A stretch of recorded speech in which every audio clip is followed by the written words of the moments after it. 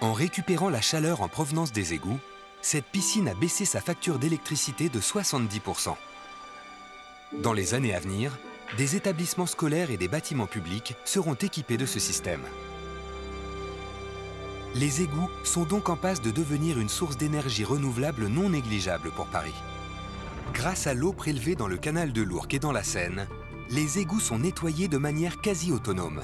Le réseau d'eau non potable est donc indispensable pour faire circuler les eaux usées dans les 2600 km de canalisation hébergés dans le sous-sol parisien. Mais lorsque les pluies sont trop intenses, l'eau peut se transformer en ennemi redoutable. En cas d'orage important, l'ensemble des eaux de pluie ruisselle dans les caniveaux et rejoint les eaux usées dans les égouts. Le niveau d'eau peut alors dangereusement augmenter, jusqu'à saturation du réseau. Quand il pleut très fort, comme tout est mélangé, on peut avoir des inondations. Les tuyaux sont gros, mais néanmoins les pluies peuvent être très fortes. Et dans ce cas-là, on inonderait Paris. Alors pour ne pas inonder certains quartiers de Paris, en fait, a été conçu il y a très longtemps un système d'assainissement dont le trop-plein, on appelle ça le trop-plein, se déverse en Seine, par ce qu'on appelle des déversoirs d'orage. Paris compte au total 44 déversoirs d'orage, des galeries qui connectent directement le réseau d'égouts à la Seine. En cas de saturation, et pour éviter que les égouts ne débordent, ces soupapes de sécurité sont ouvertes pour délester dans le fleuve les eaux usées mélangées aux eaux de pluie.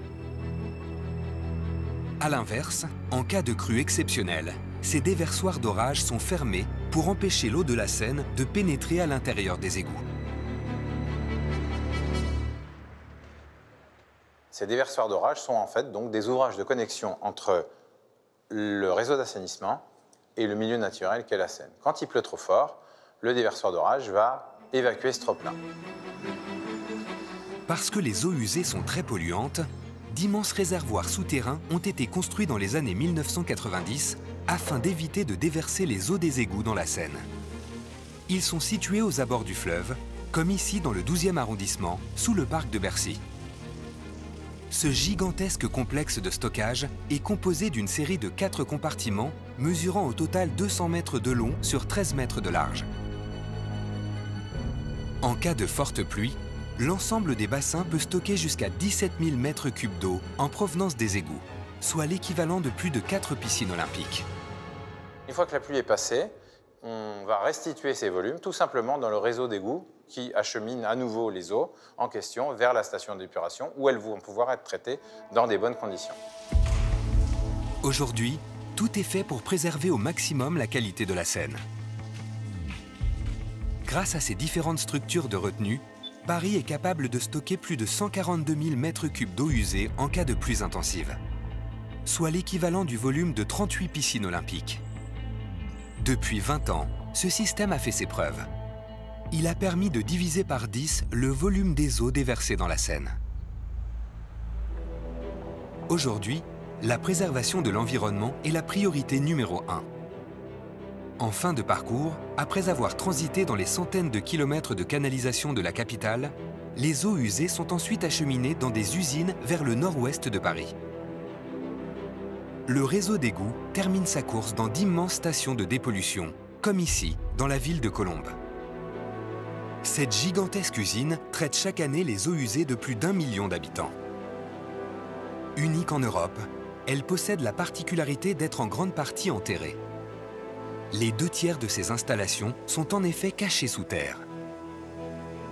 Ici, les eaux en provenance des égouts vont subir un véritable traitement de choc. La première étape consiste à éliminer les déchets les plus grossiers. Débris végétaux, lingettes ou encore morceaux de plastique, tous ces détritus passent à travers les mailles d'énormes filtres. Ce sont des grilles plus ou moins fines qui vont capter ces déchets, les compacter, les essorer et les envoyer en centre de traitement.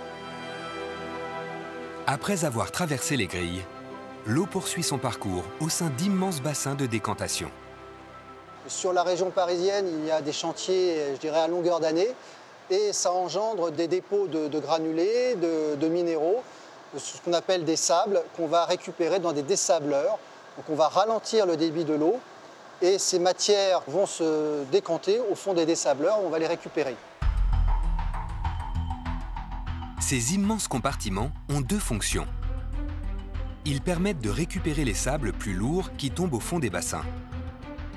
Pendant ce temps, les graisses remontent naturellement à la surface et sont récupérées au moyen d'immenses racloirs.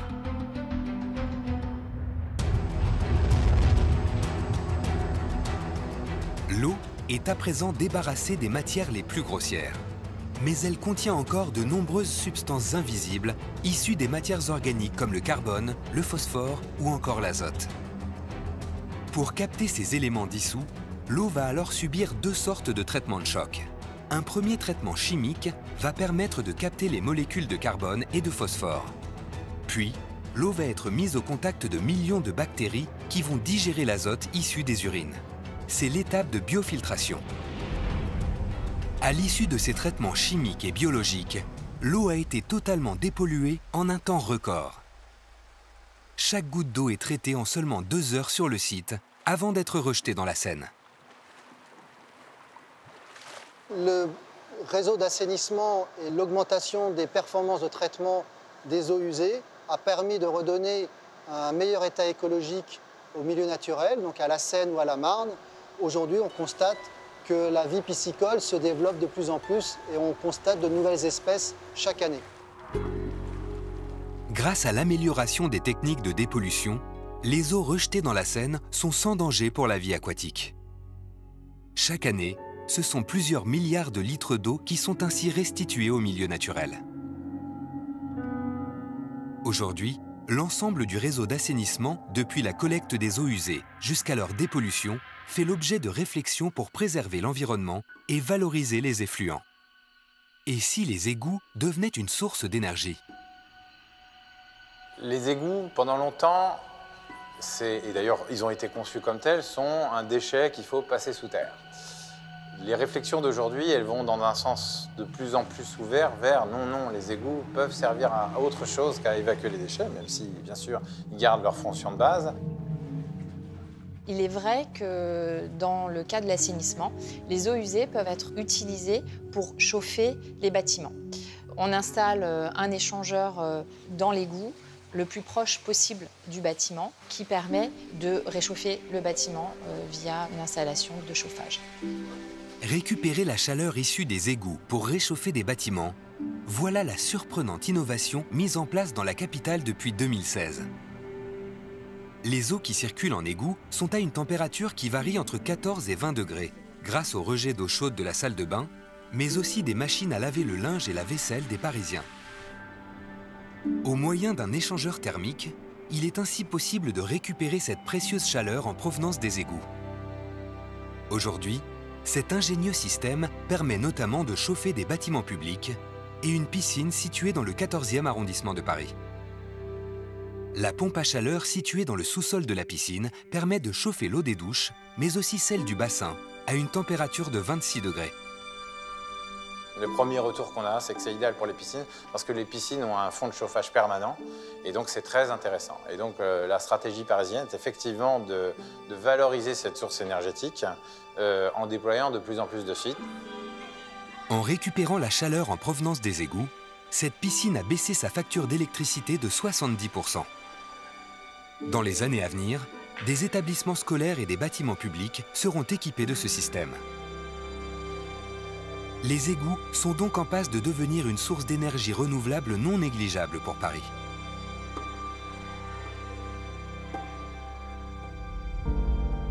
Grâce à la prouesse architecturale et à la pensée visionnaire d'Eugène Belgrand, le réseau d'égouts de Paris a pu traverser les siècles. C'est vrai qu'avec le recul, on se dit quand même que c'était des bâtisseurs absolument visionnaires d'avoir créé un système qui est encore en usage actuellement.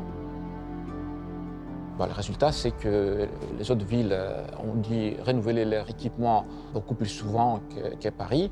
Et Paris a un système qui fonctionne depuis le 19e siècle sans des aménagements très importants. Se dire que ces infrastructures ont plus d'un siècle me permet de dire que le réseau d'assainissement est un élément du patrimoine de Paris. Au fil du temps, le réseau d'égouts parisien a aussi su se moderniser pour continuer d'assurer ses missions tout en préservant au maximum l'environnement.